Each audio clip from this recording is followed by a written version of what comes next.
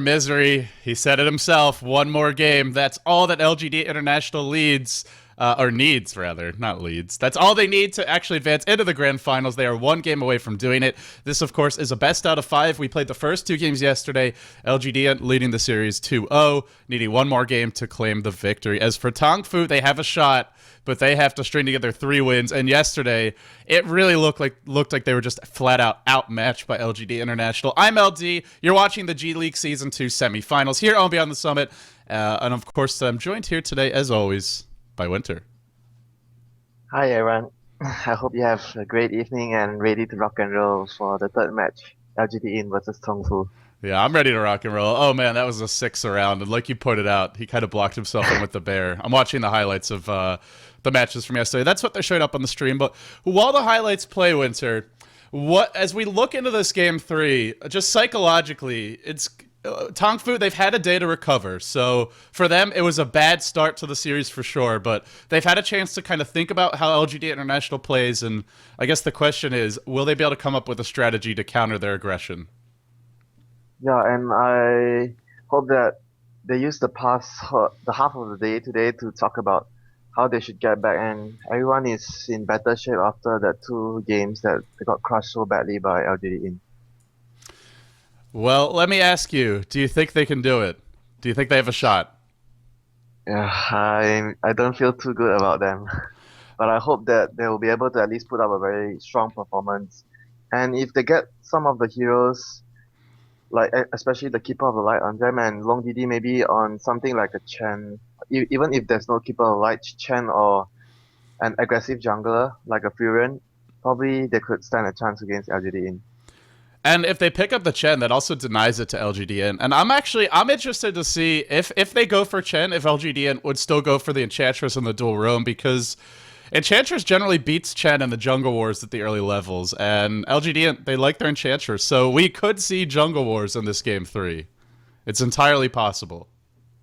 Yeah, and it's been a long time since I've seen Enchantress and Chen going to the wars in the early levels, and you could see something like both of the heroes not wanting to commit themselves to catch a creep first because knowing that once you get a creep, the other will steal it and you will be in lots of trouble.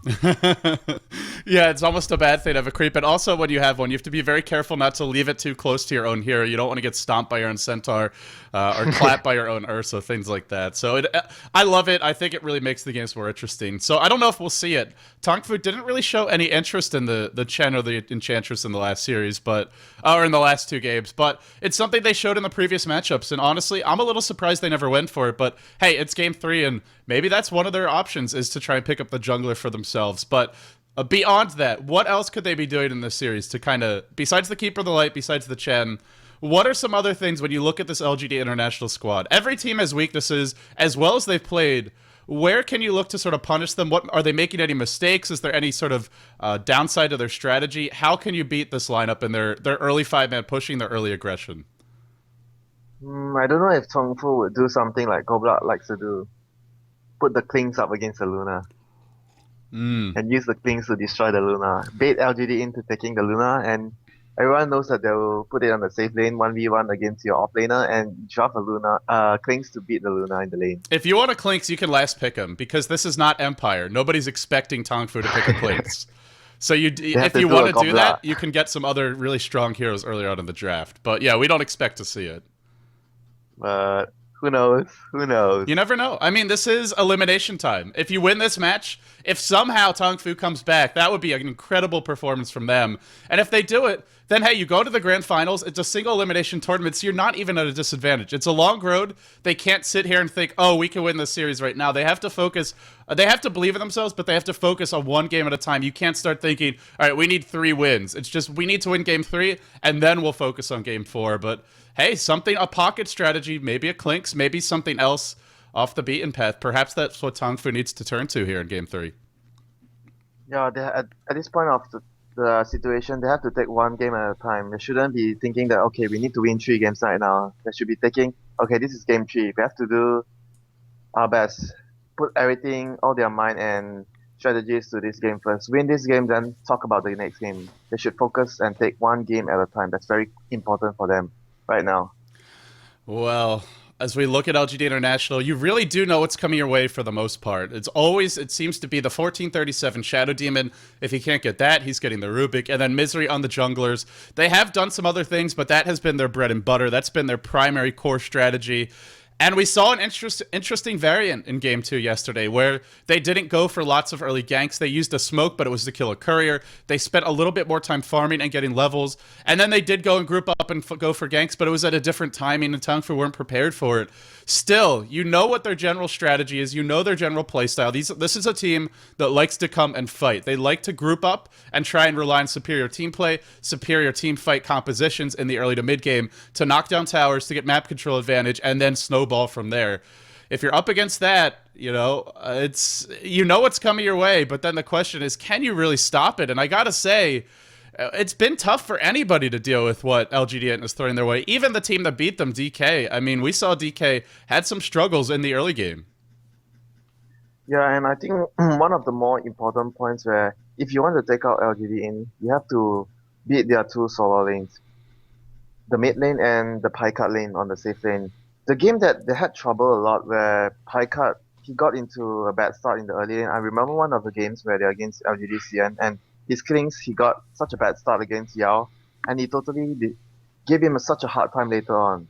This is one of the points that Tongfu has to realize and try to use that to their advantage. But I'm not sure if it will be the same for them if they try something like that. It might not work, but who knows? Maybe they'll try it, and if they succeed, it'll be one of the very important things they need to do in the early phase to shut down LGD in. Yeah, I mean, like you said, the solos are incredibly important in this strategy, and especially Pycat if he's playing the Luna.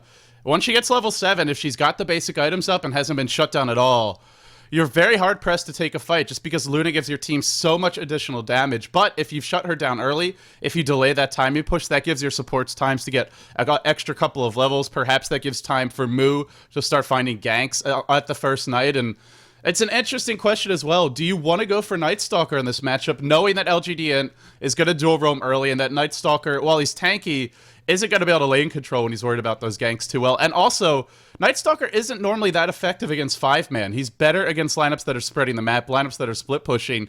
So does Tongfu need to shy away from that? Should they be going for something more like a Brewmaster or Beastmaster, heroes that are going to be a little bit more useful in a true 5v5 clash?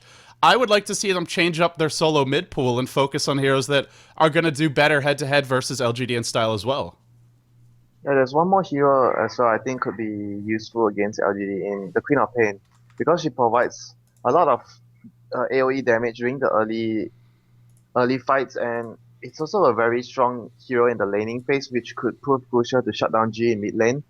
And later on, she's still a force to reckon. If you could go for DPS items to be a semi carry, or you could even go for the Green Su, the Hex, so that you can be a form of a disable for the other carry for your team. So Queen of Pain is such a hero where she's so flexible, and you could use it to deal with LGD during the early phase. And when come mid game, you could still adjust whether if you need the Queen of Pain to be a DPS output or even a too much disable. bonuses for you. And it looks like they were doing an interview with G, but I think it was actually translated into Chinese. So unfortunately, we can't hear that one. Let me just double check and make sure. It was much Yeah, easier he to play. speaks quite good English. Yeah, they're I saw him translating it. translating. Yeah. So unfortunately, whoever speaks Chinese maybe can translate in the chat. I think it has subtitles, but not something we're going to be able to use. So, yeah, I would like to see that. I mean, I'm trying to think what else. It's also just good anticipation. I have to say one of the issues with Tongfu in that first set, and something where it really plays into LGD's hands, is just not expecting the movements. Things like not upgrading the courier right away, which it does happen to I've seen it happen to other good teams before, getting that courier gank, but we don't expect that to happen again. Along those lines, remember the lone druid gank in game number 2 where he almost spotted it out. He almost sniffed the gank coming, but he just wasn't quite able to do it. A little bit more discipline and consistency. Just, you have to be very meticulous scouting with that bear, always searching for the smoke ganks, because they're coming. And lone druid mid, a relatively easy hero to gank. if you can get the jump on him. So I would like to see that. Just I feel like they need to be a little more paranoid versus LGD. Like you have to constantly be ever vigilant, expecting these ganks, expecting some form of aggression in the laning stage for Misery and 1437. It seemed like they were a little bit too complacent in the laning stage, and that really cost them. It was actually a very good idea from Hao by using the bear to solo mid, and his spirit bear would always go to scout where's 1437 and Misery. Although they just missed by 1 second to spot out the smoke, the spirit bear, but it was actually a very good idea from them, and it shows that they're already thinking ahead how to deal with it, how to scout, and try to predict where they are moving. It's actually a good idea, even though it didn't work out too well for them, but I'm looking forward to see what else they have in mind to deal with the roaming duo of Misery and 1437. They have a new overlay. I can't translate it, but hopefully somebody who speaks Chinese can. If you're able to translate it, I will happily put up. I'll try to look it up. New overlay. It's comparing the two teams. I think showing win rates and some other statistics. Couldn't really tell what a lot of them were, but yeah, looked pretty interesting. So I'm excited for this match, man. I gotta say, the one thing that concerns me is the format, because it is possible we'll have one game, and if LGD wins that game, it's gonna be quick. That when they win, it's almost always a quick win. I haven't seen them play many knockdown, drag out long games, and that's actually the one remaining question I have for LGD right now. We saw some versatility with the drafts last game, in game 2, where they picked the Tinker, they ran the offensive Charlie, and they were stacking neutrals. Brax didn't go for the bottle, but otherwise played pretty solid, and it was a slower pace to the game. We saw them doing something different from their other strategies, but what I still want to see with this team is how do they deal with being down? Can they come back from an early deficit? Can they do it against a team in a pressure situation? We haven't seen that yet. Really, when they're winning every time, they jump out to a lead, and then they might have some slip-ups along the way, but they're never really playing from behind. I really want to see this team play from behind and mount a comeback before I can truly say that they're a complete team going into the grand finals. But will they even be forced to? Can Tongfu put them on the back foot in the early to mid game? So far, we just haven't seen it. Yeah, it's hardly you see that LG they are behind in the game because they play such an aggressive early game, which is quite similar in a sense to IG, where it's rare that they fall behind from the start and they're always on top from the beginning of the game to the end of the game. That's always the story of LGD. If they lose, I think the only game, the game that lost to LGD CM was the first game where as I said just now, the early lanings, the 1 versus 1 matchup didn't work out for them. Yeah, and that's one of the ways to win that early game is to win those 1v1 matchups. They're very important. And I mean, the one thing is that, I mean, we go back to that game, and obviously Pycat just misplayed those early blow trades a little bit. Something we probably won't see from him again. I don't know that we'll see the Clinks again, but let's see. The draft should be starting any moment now. I think they're about to take us in. I'm excited for this. It took me a while to load. I'm not sure if it's my problem or it's the server. But I'm in the draft right now. All right. Yeah, we should be in the draft right now, too. They're nodding their heads. They're smiling. They're looking at the camera. When they're all three are looking at the camera, then it's finally time. And here it is time. LGD, they start with the anti-mage ban. First pick going to LGD this game. Yeah, and Tongfu have to ban Nyx Assassin and Bat Rider. And that's going to leave some very strong heroes in the pool. When they've been in this position last time, well, what do you think they'll go for with this first pick? What happened yesterday when LGD had? I'm trying to remember. Was it? It wasn't Mag. What was it? That's like we didn't watch the was games. Was it a Darkseer? It was Darkseer. You're right. And then when they follow that up, it was with Shadow Demon and Chen, I believe. Shadow Demon and Chen. That was their first game draft, if I recall. So let's see if they go for a similar opening. If they do, Tongfu, if they see that Darkseer, they'll probably be expecting that sort of thing. And LGD, what are they going to ban out now? What do they look to get rid of? The Keeper of the Light. Yeah, Anti-Mage and Keeper of the Light. And Darkseer, as usual. Well, they don't get that strong counter pusher. They'll have to find another way to deal with this draft. It seems like everything's going the same way. Same as opening. before. Deja vu. Oh, they take the Shadow Demon this time, though. Shadow Demon. I like this, because you don't really want to blow a ban on Shadow Demon. If you ban him, then they're going to take a Bat Rider or Nyx. But you could pick him up here, and that denies Rubik's a very strong combo here with Chen and Enchantress, but I think Shadow Demon's just a little bit better because he gives you the Soul Catcher. It's a lot easier to get kills than just with the Telekinesis Lift. Yeah, and Shadow Demon is a bit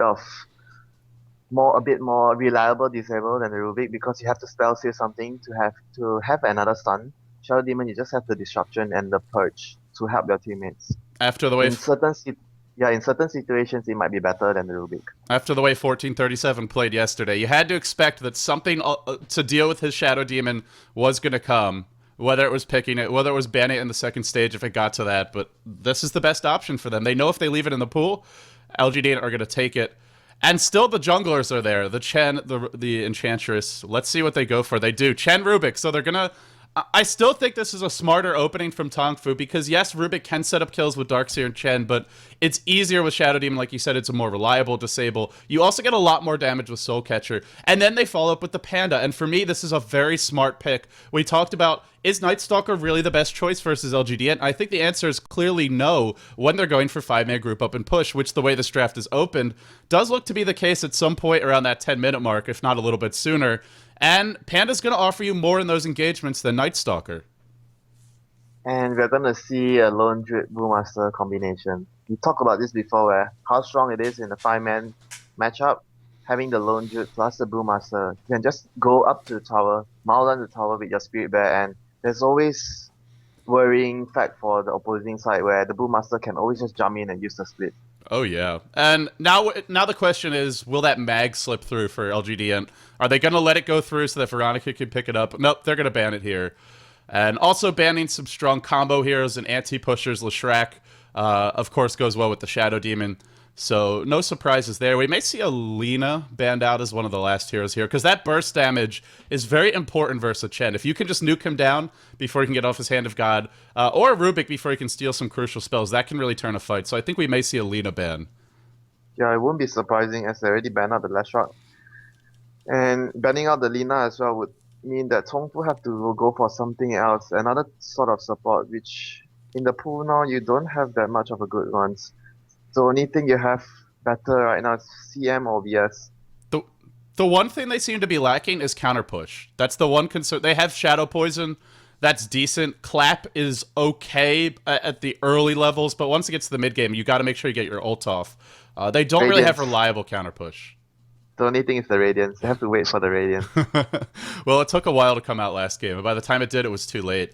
I'm also interested to see how is LGD going to deal with the bear. We've seen a lot of teams favoring the minus armor strategies. Right now, they don't really have a whole lot to deal with it. Yeah, the Life Stealer. That's one of the big ways that they could look to counter it. There's also a TA in the pool, and they don't have their solo mid yet. Yeah, and we always see that G having some sort of magnificent start at the early laning phase, and he goes on to kill everybody later on. And but I don't know if that's a good choice right here because Templar Assassin, she's not a hero that goes really well with Darkseer. There's no major AoE combination with Darkseer, so I'm not very sure if they will be going for the Templar Assassin. All right, Winter. Apparently, we have some Dota TV audio issues. By the way, did I mention that the grass is green and the sun is rising in the east instead of the west? All right, so just what you should do is just lower your threshold. Don't bring it all the way to the left. Bring it like I would say 30 or 40% of the way to the left. Okay, so move it to the left, but don't move it all the way. And as for me, I forgot to turn my open mic on, so hopefully that'll fix it. Everyone screws up once in a while. We screw up every day with the Dota TV, but the good news is we do try to get it fixed as quickly as possible. So LGD.int banning out the Dazzle. Wow, another. This is it's a very important hero because if you have Shallow Grave and Disruption, Panda is always going to get his ult off, and also we've seen that annoying combo with Disruption Heal Bomb from the Dazzle. So a little bit unusual of a ban, but if you think about it, it does make quite a bit of sense. But you don't really expect bans like that if you're watching the last tournament. And there's one more thing as well we are not so accustomed to is the mag. No one wants the mag in the first phase. I feel like it's Tongfu. They could have gone for it, but LGD.int are okay with that, and they don't mind you picking the mag because they're gonna pick a hero that's gonna offer even more in those 5-man engagements. Like, sure, mag sounds great against 5-man Dota, but he really needs a blink to be effective against LGD.int. And they do a good job of sort of splitting their heroes up. Whereas the Luna, just by being there no matter what, is doing a ton of damage. So I feel like this is even. It sounds weird, and you've got Veronica who really prefers the mag, but I actually like this opening better, even though they're not going for it. And this is an interesting ban. They ban the Lycan, but they leave TA in the pool. What do you think about that? Yeah, as I mentioned a moment ago, where I think that TA doesn't gel well with LGD-int's lineup because she doesn't have an AoE to combo with the vacuum right now, and you have Rubik, so there's nothing much to work with the vacuum. I'll be looking forward for them to draft something that will go well with the Darkseer. Oh, they do go for the Nakes. They want that specific counter to the Lone Druid. Will it be the double carries? Would they even think about something, maybe like a Shadow Yeah, Fiend this game? it's the first game. In the first game, they drafted Lifestealer plus Luna. They're still a bit lacking. They have one actual disable, and that's Telekinesis Lift. That's it. They are very lacking on stuns. I do need to point this out. And they're up against heroes that you really want to stun. Brewmaster, and especially Prophet so he can't TP away. And then, of course, well, I guess they have Vacuum to cancel that, but still, they're lacking. They're lacking. Abyss Master. But it just seems that their lineup doesn't. It lacks some form of AoE from their lineup to go well with the Darkseer. Yeah, it does. It does feel like it doesn't really. I see the hero. Is it a Sven? Right. Is it a Sven? What is it going to be? It is the Shadow Fiend. I like this.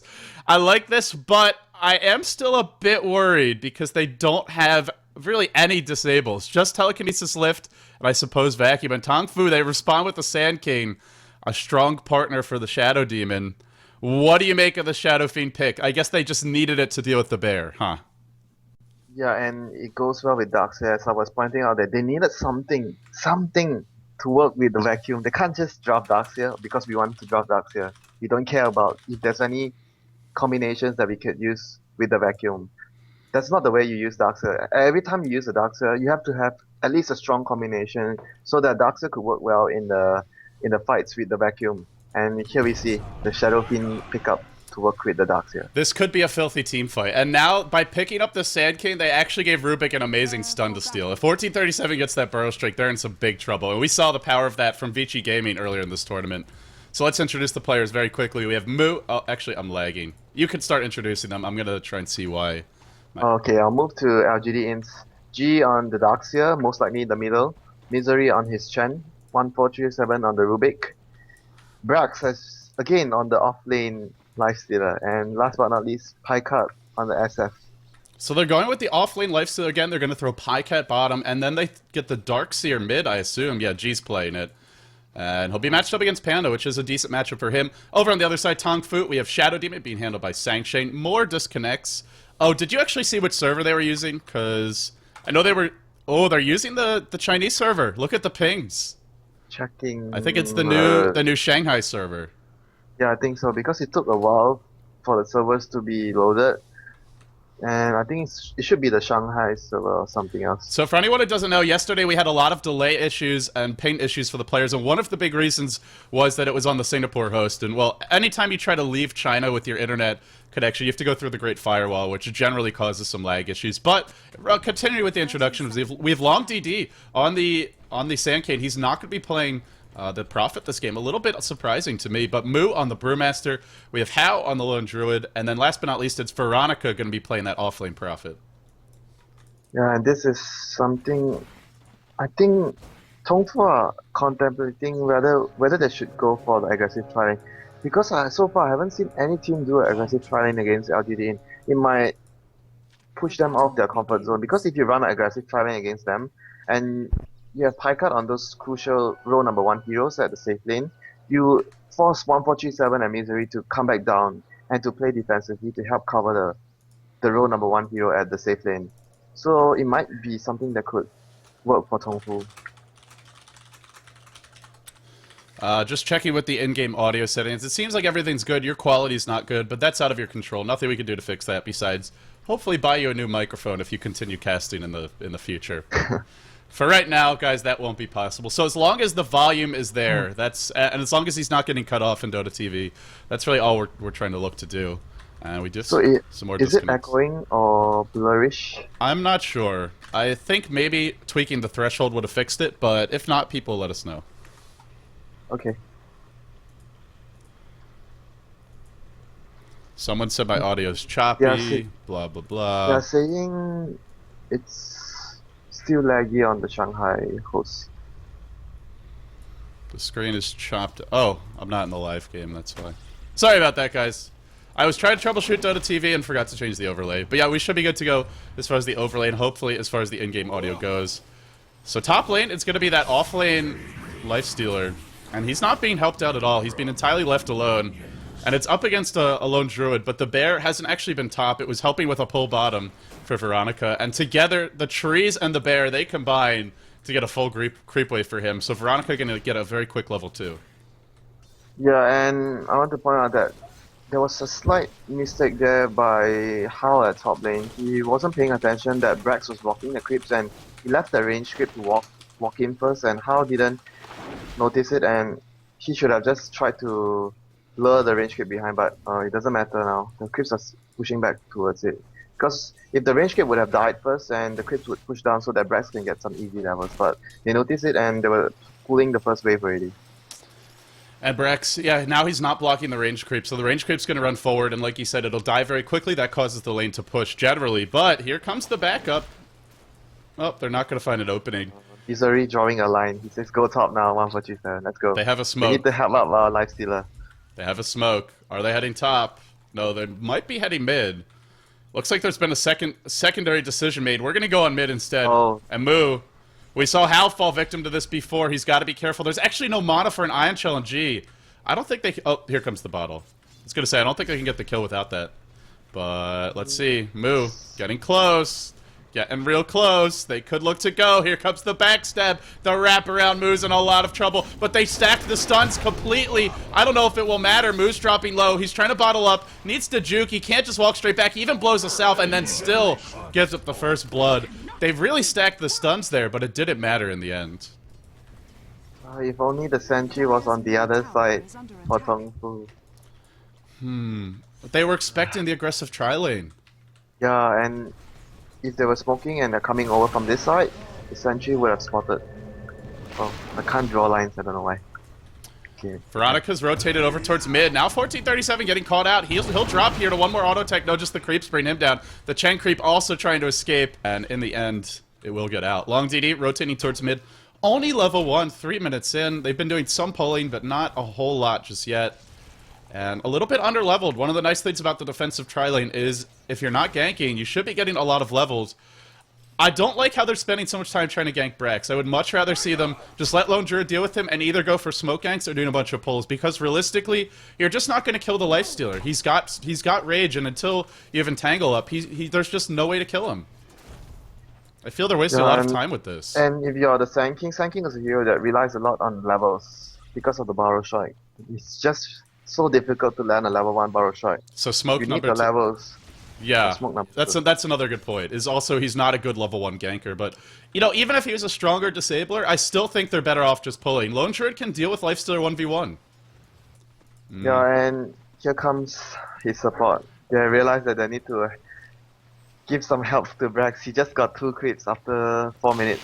Here we Not go. something They're they going to want. open wounds. How to start? There is a disruption. They'll disrupt the Lifestealer. Smart play, not disrupting the Lone Druid. That would have gotten him into a lot of trouble. The problem, though, is now Sangshane's caught out. He's dropping low. Look at Chen administering the justice. Once again, Misery being very efficient with that jungling. And now G controlling the runes. Moo gets top. The rune spawn bottom. G's going to pick up a haste. Prophet tries to TP in, but the damage is already done. It's too late. And Shadow Fiend, we haven't gotten to look at his farm too much, but Pycat is 33 and 17. Low Druid is 16 and 10.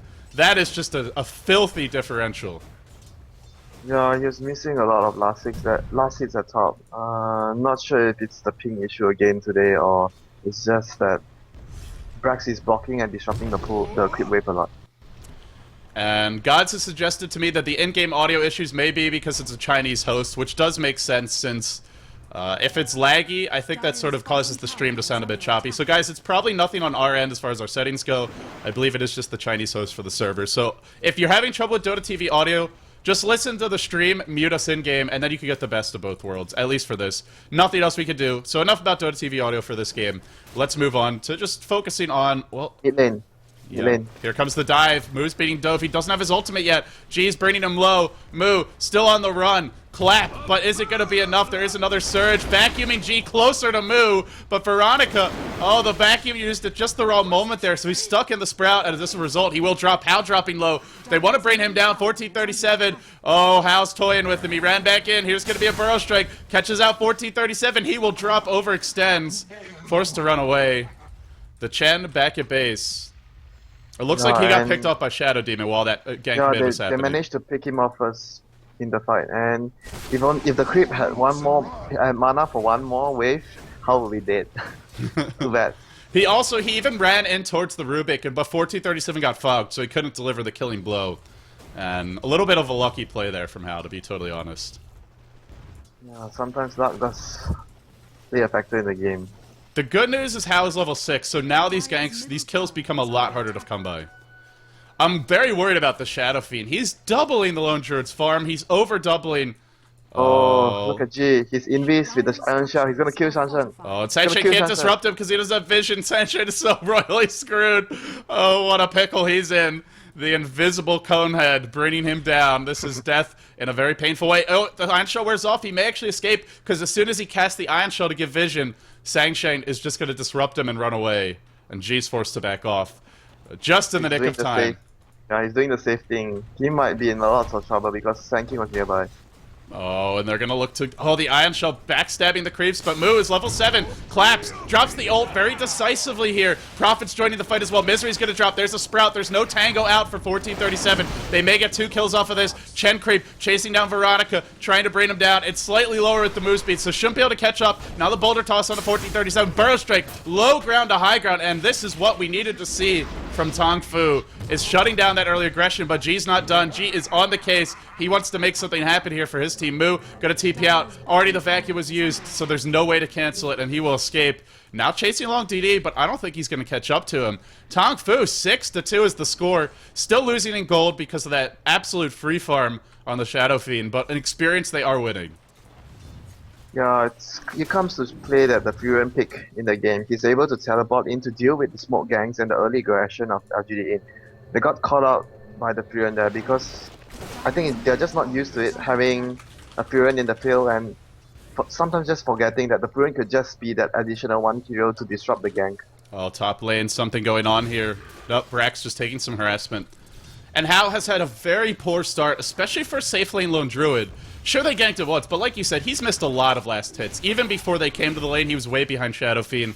Not something that should be happening. He really should have a higher CS than this, and, well, as a result, Shadow Fiend, what will he go for? It looks like it's the Shadow Blade. I think this is a smart choice. They don't really have the stuns to compete in a 5v5 clash later on without having an item advantage. So go for this. You can shut down the split push from the Prophet, and it's just going to put attacks on those supports who are relatively poor at this point. Here comes the smoke bottom. Yeah, and the Shadow Blade would be definitely a huge item to get when you're trying to catch up the Furion or some. Uh-oh. Here comes Long DD. He's level 5. Look at what a low level. The Rubik is only 3. Misery's only 4. But Shadow Fiend is here, and that is one beefy dude. He's trying to bring down Long DD. Is there a lift? It's on cooldown for 12 seconds, so that hero will get away. Now Prophet, Veronica in a bad spot. Why is it every time we see Prophets in this tournament, they're always in a bad spot, just dropping, running for their lives? It is not the year of Nature's Prophet, I'll tell you that. Not off to a good start. But Veronica, Sprouts G, Pycat just needs one auto attack. Should be enough. Gets it up the hill. Will bring him down. And now Long DD on the way out. You really don't want to fight where Pycat is right now. He's a little bit too strong. Yeah, and he provides so much AoE damage during the early game with all those razors. It's just very difficult to fight him without the Panda ulti or even... Uh-oh, 1437 doesn't have boots. They're going to go on him here. No, they're not. Backing off. he just got his boots. And now the tower falls, and Pycat picks up. That Shadow Blade is coming real soon. Moo has his ultimate. Have they written down the exact time? It's going to be 8 seconds. Can he get it off? There's a disruption. There's a Burrow Strike. He'll be disrupted. Needs to pop that ult. The Chen stun has already been used. Doesn't matter. He'll fall. And now Long DD in a world of trouble. Surged in the Shadow Feed. Pycat, no raises, but Long DD's just going to keep on running. Knew he was dead if he stayed there. And the trade-off comes top. They're going to look to get a tower. But LGD.int, a slow start. They were down 6-2, now it's 6-7, and it's all because the Shadow Fiend is getting involved. And in a way, he is kind of like a Luna. He offers you a lot once he hits, say, level 7 or 8. Oh, if only it was 1 second earlier and Honda got the split off, that would be in a total different fight for Tongfu. And he was getting close to his blink as well. Yeah, I personally think that probably there's one thing they could have done better, which was the Sand He could have just went in slightly faster because Honda was so low that he didn't have any more time to spare after he came out of the disruption. Hal's in trouble here. First hit, not first hit, but an early entangle on Brax. Now the Centaur's coming in. Stop number 1 and 2 have already been used, and now he'll look to run away. Without that entangle, maybe they could have killed him, but at this point in the game, Lifestealer, he's not really hitting that hard, so able to escape. Look at his farm. Look at his farm. It's not an ideal farm for a Lifestealer.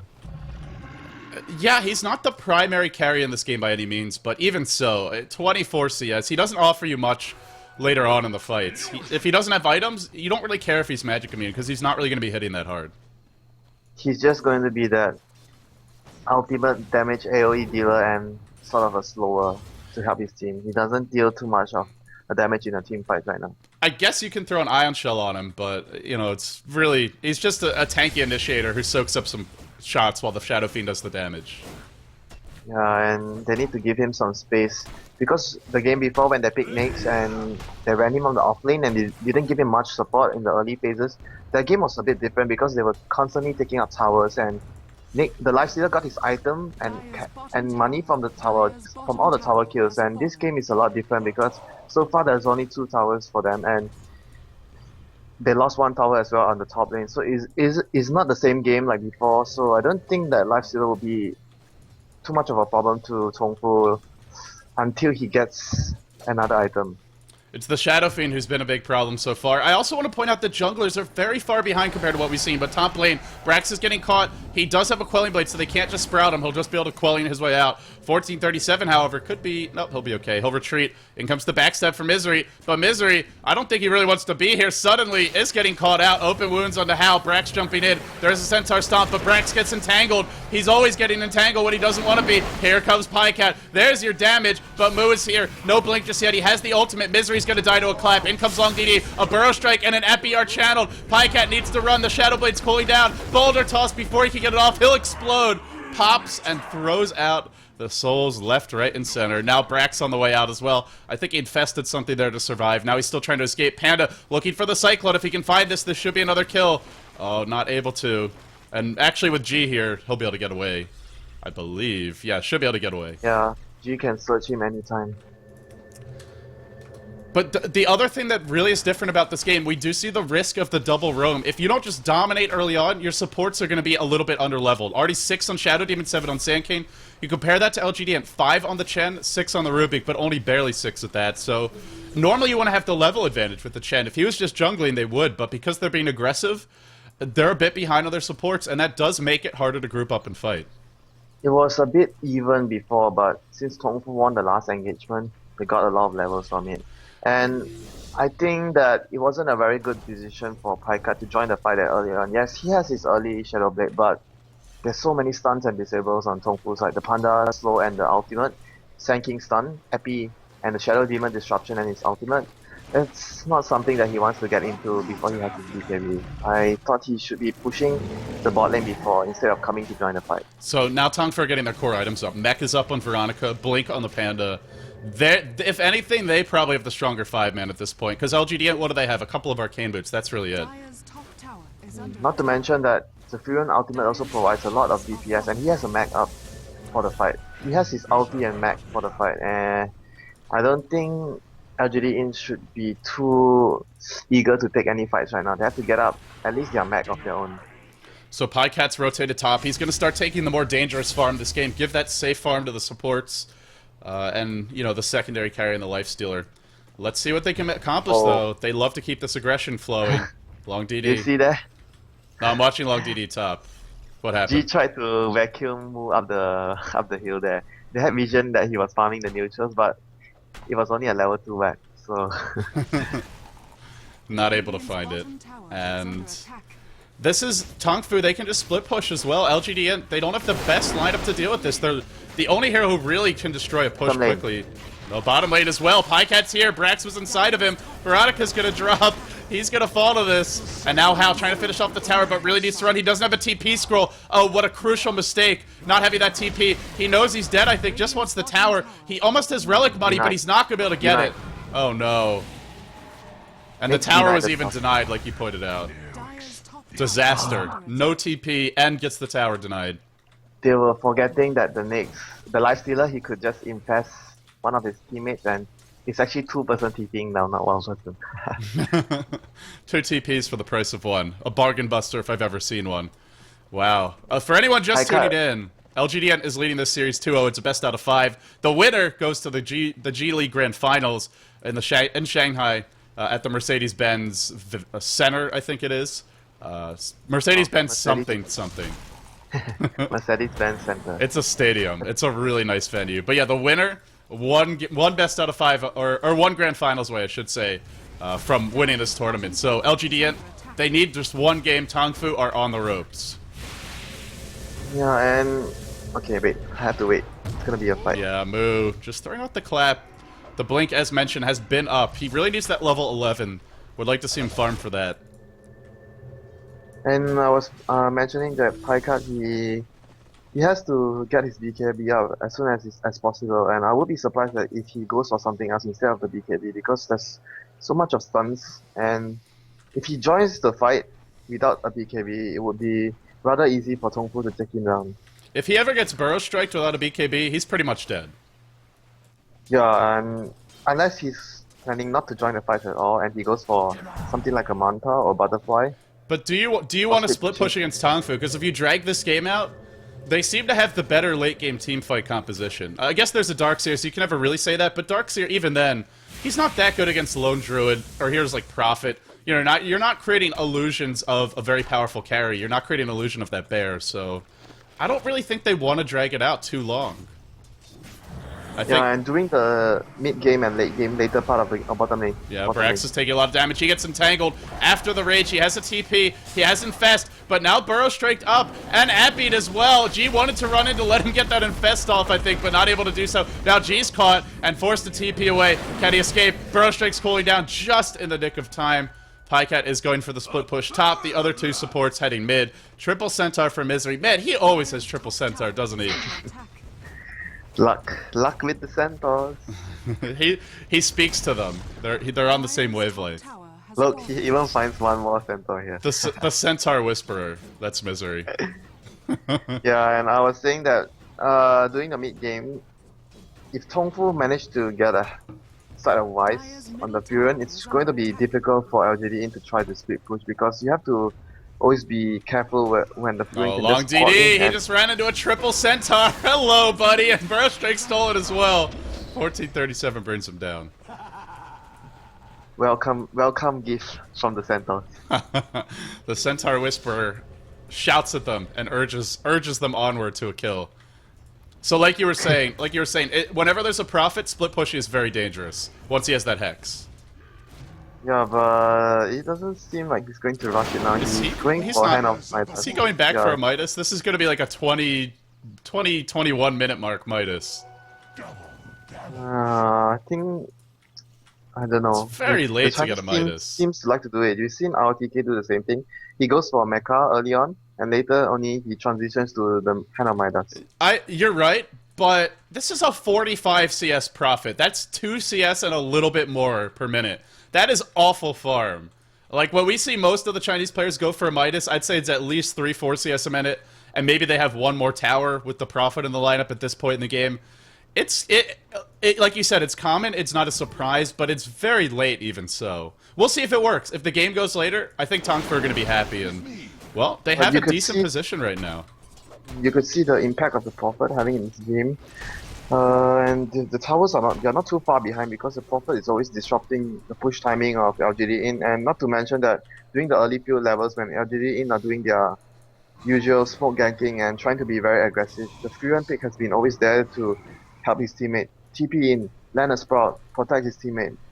There was, I think, twice he saved Move from dying from the Darkseer. Yeah, he's been very... I have to say, he's been a little bit better with his movements. Like, we've seen some of the Prophets in this tournament TP and just die repeatedly. Veronica, yes, he's got a couple of deaths to his name. He's 1 and 2, but he's also got a lot of assists, and he's not feeding. I mean, he's not like 1 and 7 or anything along those lines, so he's not giving away a ton of kills, but he may give one up here bottom soon. Centaur party coming in. Dun, dun, dun, dun, dun, dun. That's a lot of legs. Bruno would love to see this. Here comes the Pycat bomb. Veronica is royally screwed here. Oh boy. And they can't really counter push. They're not in position Yeah, I to wonder do that. if G would go for a dagger. Oh, they caught out Long DD with the Burrow Strike stolen by 1437. Immaculate chain stun. That was a perfect triple stun for Misery. Set up by the Burrow Strike from Rubik. And we do see that Rubik being very annoying now, but he's getting focused, I think. No, the Fire Panda dies really quickly. 1437, juking like a boss on the other side of play. Brax is diving the tower. Now the Earth Panda hoofing it out of here. They are fighting without the Lone Druid. This is a 4v5. Brax picks off the Shadow Demon. And now onwards. I said 4v5, but it's now a 1v5. He blinks, he claps. They were not able to steal the Panda ult in time. He almost, his hands was already doing the cast time for the spell steal, but Panda just managed to blink away in time. He was tingling with anticipation. Okay, Panda ulti, come to me. Ah, yes, give me the power. I want more. Well, even so, well, he's gonna be sad because he lost Burrow Strike, but Thunderclap's not too bad. And they get 2 towers off of that. They got the bottom And tower, Roche. and now the Roche, they're going for it. Should the Lone Druid have been joining the fights at this point in the game? He's had his Radiance up. Well, actually, no, he just got it. So I guess without the Radiance, maybe not able to do too much. Very late, very late. Very late Radiance, very late Midas. Still not out. 22 minutes in, set back by that death. He's 70 go away from it. Perhaps this Lone Druid should have gone for that other build. You know, going for the Phase Boots Maelstrom. Getting the cheaper build up. Something that can help your team now. He could have been involved in all of these fights if he had gone for it. But how? Going for the traditional route, and as a result, his team loses 4 heroes, 2 towers, and a Roshan. Not entirely his fault, because they all did get caught out as well, but puts them in a bad situation. If you go for the Maelstrom build, the good thing on it is it's good against the Nyx, or the SF, even the SF. But when it comes to the later part of the game, if you don't have that speed pushing Radiance Bear. It could be something that Tongfu want later on, because they want to speed push really hard with the Furion and the Radiance Bear to not allow LGD in any sort of easy timings to go in 5-man and pushing their tower with the Chen and Rubik, even the Darkseer. So I think if they have went down that road for the Maelstrom, it could hurt them later on. It could be better during the early phase, but when come the mid game, it could be something that they would wish they had the Radiance on the speed bear. Will they get to that mid game? They're down by over 10k gold, they're down by over 6k experience, but going high ground against Tongfu is a bit more difficult, and Sandkate is starting to get close to that. Oh, this is going to slow it down. Long TD. There's no way out. And this is the nice thing about that Shadow Blade. Even alone, he does a lot of damage, but with the Lifesteal inside of him as well, Pycat able to find some easy kills, and I gotta say for Tongfu, you're up against the Shadow Blade Shadow Fiend. A shadowy man. Where are the sentries in the lane? And if they're not sentries in the lane, why aren't you in the base? Sentries are on the Shadow Demon, but not on the lane. And here comes the push. What has Rubik stolen? Blink in by the Panda. There's your clap. Focusing Misery. Don't want the Hand of God or the mech to come out, but Hand of God actually was already used. And now the Earth Panda even being focused down. That's not a good sign when the Earth Panda dies that quickly. Vacuum in to a pretty strong Requiem, but he's got to bring some heroes down. Pycat, his BKB running out. He still has the Aegis, but Long DD. Burrow Strike into 2 supports. Really nice Burrow Strike there. Now everybody on the way out. The Lone Druid Bear has been burning everyone low during this entire fight. Pycat just barely able to escape, or maybe not. They want to go back in on how. Is it a mistake? And there's your entangle, and then Pycat brought down, not able to get the killing raise or potentially the killing raise because of the disruption. Now they want to go. Round number 2. Pycat trying to TP out. Will he get that escape? There's no disruption. He does. No entangle. No entangle. This is not admirable, dog. Hal needs to study. He needs to pray harder. And it was definitely not on cooldown there. It definitely had time to cool down. It could have been really bad for LGD because they were a bit confident because they picked off the Sand King before, and when the fight started, he actually bought out to join his teammates, and it proved to be one of the very good decisions to buy out at that point of time and try to fight when the Panda went into clap. Yeah, also the Rubik bought back, so that's another hero. Obviously, he couldn't join the fight as quickly, but it did cost LGD a bit more in that engagement. And it would set back Brax even more right now. He only has the armlet and doesn't really deal too much of the damage. The only damage source now comes from Pycat. And if he gets constantly disabled when he's BKB with the Demonic Purge and they're able to kite him around, even if they get lucky with the Entangle, it will be difficult for LGD to take down heroes because he's the only main source of damage. They are doing all in on Pycat. If he dies early in the fight, yeah, you're not killing anyone. Yeah, you're not gonna kill anyone. He's gonna be the primary target. And one thing, if the Lone he went for the Maelstrom build and the Assault, it would be definitely better to deal with the SF. It would be. You're more likely to get those entangles. You're also just going to be hitting directly harder. Veronica gets caught out. He might fall here to the Shivas. That was a 5-hero smoke. They bring down the Prophet. Normally Prophet is buyback, but in this case he's 100 gold short, it looks like. Yeah, and they had Vision there over the hill as well, and not to mention that... And what's funny is they have a gem on the Panda, but they haven't dewarded that yet. Yeah, and there's no one on the map, and Veronica was standing right there. It's a bit risky for him to do that before. Vlad's up on the Panda as well. I like this choice just to give that bear a little bit extra tankability in the fights. The plus armor will help. It helps against the armor reduction of the SF. And obviously the lifesteal is nice, but it's not really why you get it. You don't usually... Oh, you're gonna try and kill the gank. You know, we said it'd be more survivable, but is it really? Here comes the Panda. Oh, now they just want to run away, try and live through this. G's the one they're focusing, but is he really the one you want to focus? Pycat channeling the Requiem. Big damage. Veronica's rejoined the fight. He mechs up, trying to live through it. Pycat got entangled. Now he gets sprouted. He's being surrounded. He's being focused down. He will fall. And where is that Sand Kid? He comes in, he delivers a good Burrow Strike on G, everybody dropping low. Brax is left to fight this one out by himself. He won't have the Shadow Fiend here as that main DPS. Can they go high ground? 1437. 1437 stole and used Epicenter in that fight. I don't know if it actually went off, but I really want that Panda ult, not the Epi. Yeah, I wasn't paying attention if the Epicenter did much, but Pycat bought out and Lone Jute has his bear on cooldown, so even if he comes back up in 25 seconds, he won't have his bear. And they also don't have the Epi, they don't have the Panda ult. It might be very difficult to fight here. Uh-oh, Long DD running away. And 1437 has stolen Burrow Strike again. He was just waiting, camping that out. He will grab it, and now with the Rex down. LGD.int showing the power of buybacks, one of the few tools that people often don't think about as a way to siege the base. Long DD gets caught. Burrow Strike, 1437 is catching everyone with his Rubik.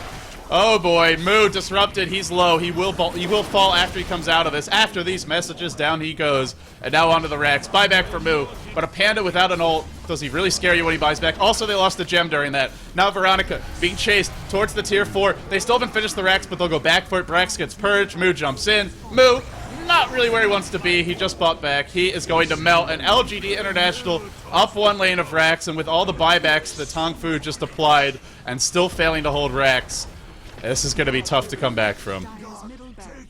Yeah, and not to mention that it's so difficult to come back when the SF is so big from the early phase and your carries are so far behind him. Even the Darkseer is farming better than Hal. And he's been all over the map. This is not just a Darkseer who's farming. We've seen him everywhere. Trying to gank heroes at level 5 with Invis runes. You know, he's been very active. He's controlling the runes all game. He was absolutely everywhere. Oh boy, Veronica. Oh no. I gotta say, Nature's Prophet, this hero has to have like the worst luck in this tournament out of any hero. Like every time we see him, even this game where Veronica was doing pretty well, he's just getting caught and picked off. It's just so sad. Oh boy. Just sad to be the Furen right now.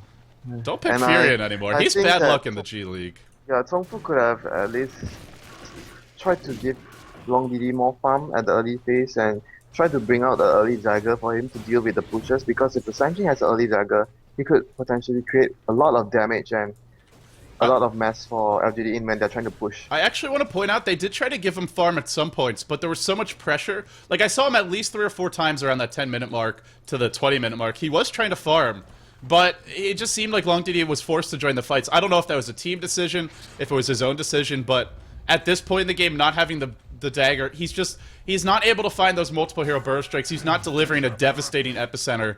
He's had some decent ones, but not game-winning epicenters. And now, how much will they really do? Because everybody's so fat. He bought out a few times as well. It doesn't really help him to come up with his dagger. Yeah, it really slows it down. At one point, he was up to 1,400 gold. I want to say that was almost 10 minutes ago, but now, nowhere near it. And look at Brax. All he cares about is move speed right now. Everybody loves their move speed on the Lifestealer. You already have Surge, but why not? Why not also get the move speed build? We even get a Heal Scepters for even more move speed. That would be hilarious. Hey, you can use it against that Druid Bear. It is pretty annoying. I actually don't think it would be that bad of an item, but we'll see the Manta most likely to deal with the Entangles. Yeah, the Manta would be something he wants to deal with the Entangles. And he could also Manta out from the Sprout when he has to sell his Quelling Bed at some point. And that's random though, because you don't know which one you're gonna respawn on, but it can be an option. It's still well, it's still something you could do. I think the possibility of that happening is. I think it's 2/3 maybe, depending on how you angle yourself. Usually if you don't get too much of a bad luck, you should be able to come up from the Sprout every time you use your Manta. I saw a really sick clip, by the way, if you look through the bottom river, where a guy actually manted up the hill. That one is like I think that's a 1/3 chance for that, but he got it. Oh yeah, and he lived with like 10 HP. Oh boy. So now it's a siege. And who says luck is not a factor in Dota? Well, they do. This Prophet is being a nuisance, and the one thing for LGD.int, they don't have the Bat Rider. Every time we've seen them play against a Prophet, or really any team, even LGD China, they've always had a Bat Rider to just instantly gank anyone who's trying to split push. But this game, it is being it's a little more difficult. Veronica gets a tower. At some point, LGD.int's got a back. Veronica maybe needs to stick around here and force them back, but he's not doing it. The Nake's bomb is waiting. He's going in. He's going to have to pressure more. He has buyout, even though, because if LGD.int tried to gank him right now, he could, even if he died, he could just buy out and his teammates should create a fight as soon as they know someone's missing at top, and he could buy out and join the fight at top, and LGD.int could be in a position where they don't want themselves to be in. Man, it has been so hard for teams to break the base over the past week. It's just been, even when teams have a big lead, finishing the game, it's really difficult, but now LGD is going to go for it. The Bear is getting caught out of position. He does have, oh, there's your blink, there's your clap. 1437 has to be the focus. Epicenter was channeled. He didn't really do any damage with that burst striking it very late. Was it stolen by 1437? He stole Sandstorm and actually is living through the fight. Brax now trying to bring down the Lone Druid. He will do so. Does Lone Druid have buyback? He does not, and it looks to be still very healthy. Bottom lane. Bottom lane, he's going for the racks, but while that's happening, LGD, they want 2 racks. They may even just go for the throne afterwards. Long DD, Burrow striking away, diving the heroes, but remember, they're in a base trade scenario. Burrow strike was stolen. 1437, Burrow strikes one, lifts up the other. God, his Rubik and Shadow Demon have just been sensational all tournament long, and he's delivering again here. Take the Shadow Demon, he says, fine, I'd rather play Rubik anyway. And now they're looking for a second lane of racks. Prophet, as mentioned, got one, but this might just be the game here. Why will LGD back? There's just no need to do it. They're looking to end it straight for the throat. LGD.int, this looks to be it. Winter, they're going on to the grand finals of the G League, their first major tournament, and they've really impressed us all, I think, on their run here today. Yeah, this game there might be a bit more hiccup early on compared to the last 2 games, but they still prove that they are the better team over the course of the mid game, making better decisions, and Picard really has to be the game-changing point where he got so much farm on the safe lane, and the Lone Druid didn't have his farm on the safe lane, and that was one of the very big factors that made the game so easy for LGD in one comes the mid game. Oh boy, here comes the pain. Shadow Fiend delivers. Burrow Strike stolen by 1437. An exclamation point to end this game. And what a game it was. LGD.int, it was a hiccup or two along the road, but in the end, they take it. They're going to the grand finals. They are going to be playing in the Mercedes-Benz Center live before, I think, tens of thousands of people. It's a big stadium. They'll be playing the winner of IG versus LGD China. The second semifinal, that is set to kick off starting tomorrow at 20 SGT. Winter, how impressed are you by this team? Definitely very impressed because I screamed at them like when they just arrived to China, and to the point where it was before the Asia. During the course at the time, they changed a lot of stuff, changing their drafts vastly and having a huge repertoire of heroes as well for their style. It's really impressive for a team that just moved to China and just got 2 months of training together. It's very, very impressive to be able to beat the teams that has a lot more experience as a team, more LAN events. To be able to do that, it's really, really very, very impressive already. Even if they don't get to win the grand finals, they have already done a very good job, and they should be very proud of themselves already. But you can't rest, because remember, the prize pool for this tournament, the distribution is ridiculous. 30,000 US dollars for first place, 8,000 for second. It's still a good prize pool. It's nothing to sneeze at, but you really want that first place. You're not going to be satisfied with second. The loser will be kicking their heads, or they just got... It's almost worse to get that close and then still fall short. It's got to be so frustrating. Well, it's sort of like the same in TI2, where the winner gets 1 million and the loser gets 250,000. The nice thing at TI2, though, is the total prize pool is so incredibly high that even if it's only 250,000, it's still $250,000. That's a lot of freaking money, but yeah, you're right. It is it is top heavy there as well, which I like. I mean, it means you pull out all the stops to take first place. LD, what is your favorite and more preferred grand final matchup? Do you prefer an all LGD affair, or I want to see IG versus LGD. It's the one Chinese team we haven't seen them play yet in an official match, and I think it's also why I prefer to see the matchup as well, because in one of the interviews, Paikat actually said they are having a lot of trouble dealing with IG. So I'm really looking forward to see LGD.int versus IG grand final. IG is such a different style from a team like Tongfu or even LGD China. These are much more defensive teams. And so LGD.int, they always get to set the pace and have the initiative. You look at IG, it's not that kind of team. They are aggressive tri-laning with Keeper of the Light if they get it. You know what? Even the Windrunner, we see YYF on his mag. They can go for team fight compositions. They love to do the aggressive ganking, the face rolling strategies. Zhou's been sensational on Shadow Fiend, especially. We hit a great game. We've seen him play the Lone Druid. They are easily the most talented team in China, at least unless LGDN can beat them. Then maybe I'll change my tune. But when it comes to raw individual skill, they have it in spades. And they also have, I think, the most diverse set of strategies. They're such a versatile team. That's the matchup I'm hoping for. But if it's all LGD, then that means that LGD China has really earned it to get there. And so then I'd be pretty happy to see that as well. Either way, we're headed for an amazing grand finals. I think we could say that for sure.